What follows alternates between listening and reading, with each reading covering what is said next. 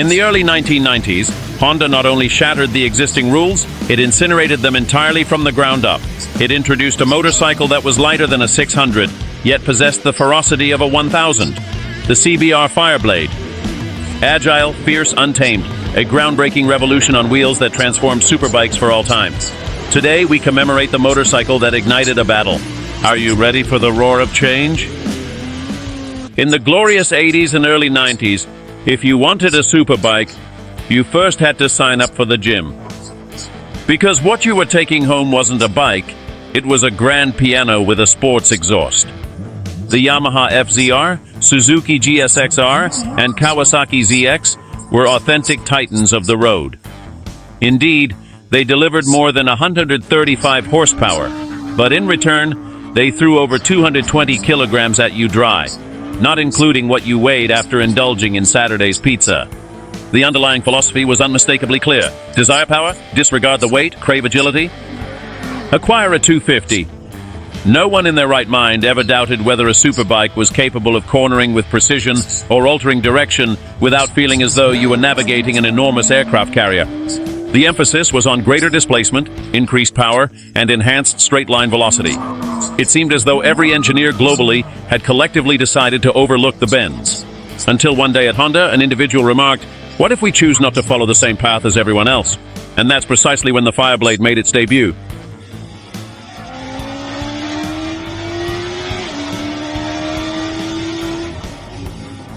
Enter Tadao Baba, a Japanese engineer who had been working on chassis development for Honda and had more vision than a GPS-equipped drone.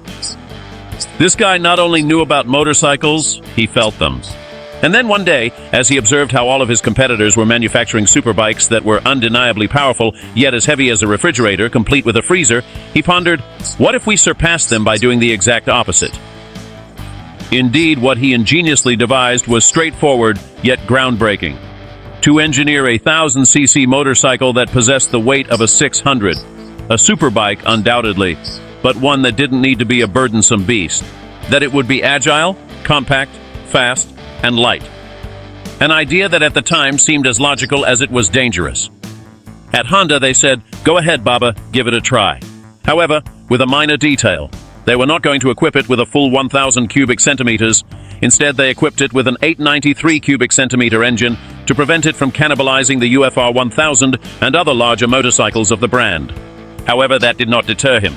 The individual went ahead and constructed the motorcycle regardless. Thus, the CBR Fireblade came into existence in 1992. The outcome was a machine weighing in at 185 kilograms dry, which is 35 kilograms lighter than the FZR and 40 kilograms lighter than the ZX. In the realm of motorcycles, that is akin to running a marathon with or without a backpack loaded with bricks. The motorcycle was not merely light. It possessed 124 horsepower, an ultra-compact chassis, a smaller front wheel, 16 inches as opposed to 17, and a geometry that rendered it exceptionally responsive. It was fast, edgy, alive like an angry cat on steroids, and so, with an aggressive design, a name that seemed straight out of an action movie, Fireblade, and performance that broke the mold, it changed the game forever.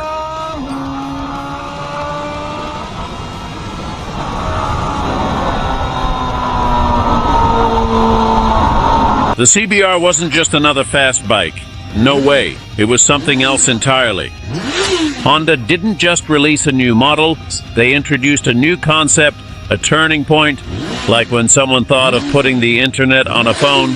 The Fireblade was the iPhone of superbikes, the recipe for madness.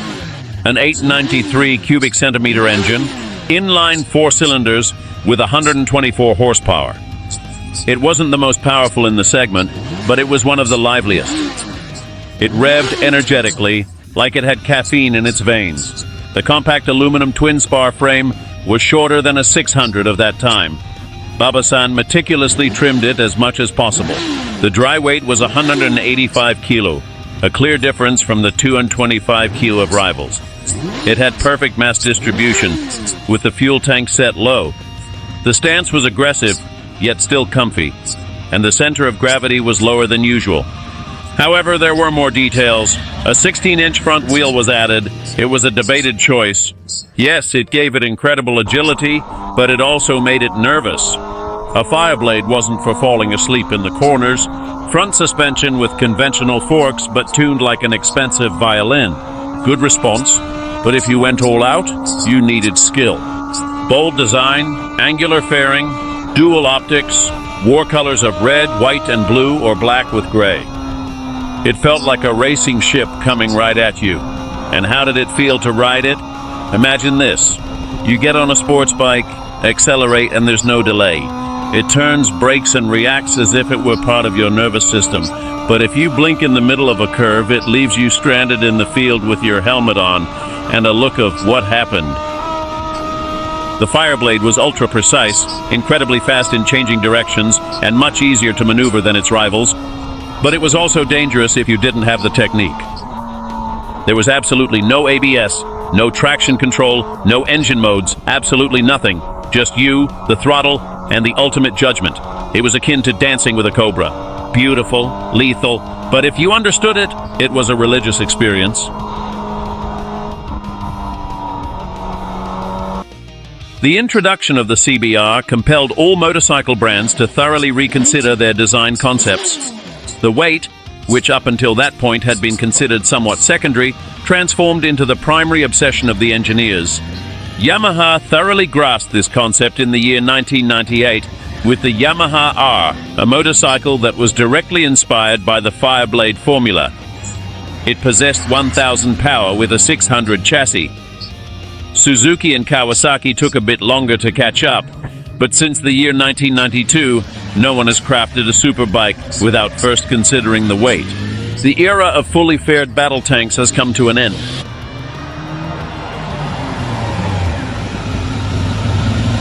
The initial models of the CBR, including the 900RR SC28 and SC33, were genuinely masterpieces of engineering. For numerous enthusiasts, these motorcycles symbolize the future of superbikes. However, as it typically occurs with all remarkable creations, Honda left absolutely nothing to chance and meticulously refined the formula over the subsequent years. Annually, the Fireblade underwent modifications, enhancements, and occasionally nuanced adjustments that rendered it even more precise. In the year 1994, the primary modification introduced was an upgraded suspension system. Honda acknowledged that the CBR necessitated further refinement in its track performance capabilities. As a result, they executed a suspension adjustment to substantially enhance handling, making the motorcycle more stable in high-speed corners and more manageable during aggressive riding maneuvers. This modification significantly contributed to making the motorcycle more adaptable for both street riding and track racing, where precision and stability are absolutely crucial. In the year 1996, a redesign of the chassis and bodywork was undertaken. For this year, Honda made the decision to introduce a new chassis and bodywork, with the objective of further reducing the motorcycle's weight and enhancing its aerodynamic properties.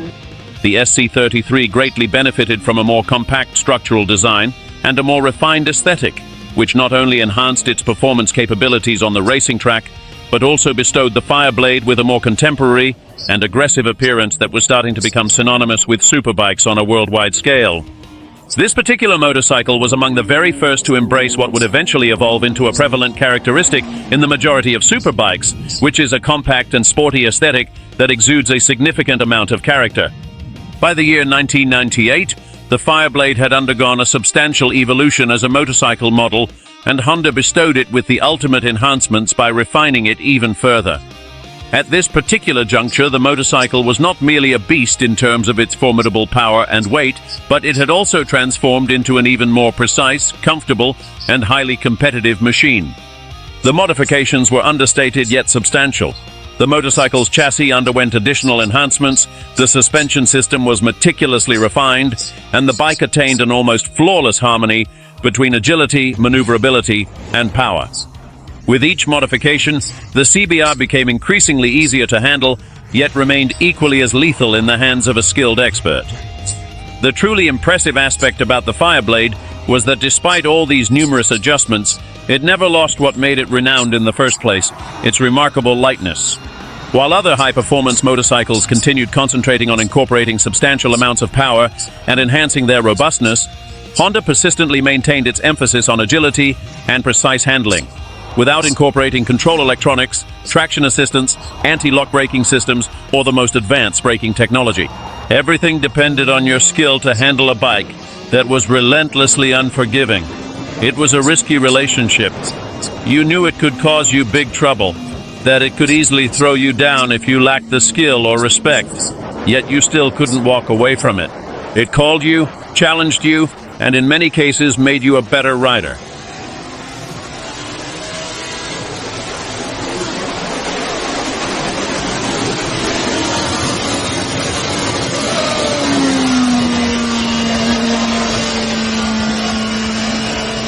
In the year 2000, the realm of superbikes was no longer quite the same. Various brands were beginning to shift away from the more power and that's it strategy and started contemplating more sophisticated, more precise, and more civilized motorcycles, yet just as brutally powerful. Honda, which had already been leading the way with the Fireblade, understood that it was time to evolve and did so in a big way. They launched the CBR. This version wasn't just a simple update, it was a profound redesign. Honda not only wanted to continue dominating, but they also aimed to redefine the concept of a superbike once again. The initial of the significant modifications was the augmentation in engine displacement. They transitioned from 918 to 929 cubic centimeters due to an expanded cylinder diameter, which enabled the engine to breathe more efficiently at elevated revolutions per minute. However, it was not merely larger, it was also significantly more technologically advanced. The traditional carburetor system was abandoned. In the year 2000, the CBR introduced electronic fuel injection for the very first time. This meant a smoother power delivery, better precision, lower fuel use, and improved throttle response. It was also a more eco-friendly motorcycle, which was starting to become more important. This new engine was not just more efficient, but also much more powerful. The official figure was an impressive 150 horsepower, which was amazing for that time, especially since the motorcycle stayed very lightweight. This blend of controlled weight and sheer power transformed it into a track missile. However, it wasn't solely about power. Honda recognized that to thrive in the 2000s, it was essential to tame the beast without stripping away its untamed essence. One of the significant issues with superbikes from the 1990s was the notorious head shake, which is that handlebar wobble that occurs when you accelerate very aggressively or land after executing a wheelie at a high velocity. To address this issue, Honda implemented a factory-installed steering damper on a Fireblade for the very first time. This innovation assisted in preserving stability on extended straights and during intense situations without compromising nimble handling in slower corners. Another key change was the introduction of the inverted front fork. This type of suspension system, which is more rigid and precise compared to conventional ones, significantly improved both stability during intense braking and the front-end feel when entering corners. Additionally, the USD gave the motorcycle a more aggressive and racing look. Honda redesigned the chassis with a focus on torsional rigidity. They used a new, lighter, and more compact aluminum twin-spar frame, giving the motorcycle a stronger, more communicative, and track-focused feel. They also improved the longer rear swing arm to boost traction. Visually speaking, the CBR-RR possessed a more sharply designed fairing with significantly more aggressive and contemporary lines. However, this was not merely for aesthetic purposes. The design was meticulously optimized to channel airflow more efficiently, enhance engine cooling, and reduce aerodynamic drag, thereby improving high-speed performance. The Fireblade transformed into a more civilized machine, yet it remained a high-speed missile. The CBR929 was no longer that wild and unruly beast from the 90s that could knock you down if you merely glanced at it the wrong way.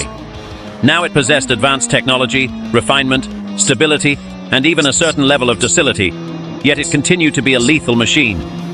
It had improved in every conceivable way but stayed true to its core essence: light, sharp, aggressive, and direct. It was akin to a street fighter who had mastered the art of jiu-jitsu, more technically advanced, more precise, yet equally perilous. When Honda first launched the CBR, many thought they had reached the peak, but that wasn't true. In 2004, the renowned brand with the Golden Wing logo decided it was time to experiment with round numbers. And thus, the CBR Fireblade was officially introduced to the world. The transition was not merely aesthetic, it was a comprehensive evolution. The designation RR signified the commencement of a novel philosophy: enhanced technology, heightened precision, increased electronics, yet without compromising the sharp essence that the original Fireblade had pioneered. Brutal power in a compact and lightweight body, and for over a decade, Honda was refining that formula. 2004, 2006, 2008, 2012. Every few years, a new version arrived with more power, better suspensions, more electronics. However, the significant leap forward, the genuine bombshell revelation, emerged many years later, and just when everyone assumed that Honda had become more serious, composed, and even somewhat conservative, the RR came. Indeed, with 3 Rs, because merely 2 were insufficient to adequately describe the formidable beast they had just engineered. The CBR1000RR Fireblade SP was certainly not just an update. It was a complete departure from the past. A patented circuit weapon, basically a missile with lights and mirrors. And it's the most extreme superbike Honda has ever made in its history. The core of this formidable beast is an entirely new 999 cubic centimeter inline 4-cylinder engine. However, it is not merely any engine. It is fundamentally based on the RC213 VS, the street-legal version of the MotoGP racing bike. That implies it was meticulously engineered to rev beyond 14,000 revolutions per minute with an instantaneous, precise, and aggressive response. The factory-rated power output is 214 horsepower. Indeed, you read that correctly. 214 horsepower, no turbochargers, no gimmicks, just pure and robust Japanese engineering excellence. To put it into perspective, it is more powerful than the majority of mid-range sports cars, but it cannot unleash all 214 horsepower without effectively controlling them. Honda meticulously integrated all the advanced electronics it had acquired from its MotoGP experience. The Fireblade SP is outfitted with a sophisticated 6-axis IMU control unit that precisely measures every single movement of the motorcycle and manages adjustable traction control, anti-wheelie control, launch control, perfect start, braking, adjustable engine, power modes, and custom maps. Every parameter is regulated to the millimeter so that the bike doesn't kill you unless you insist.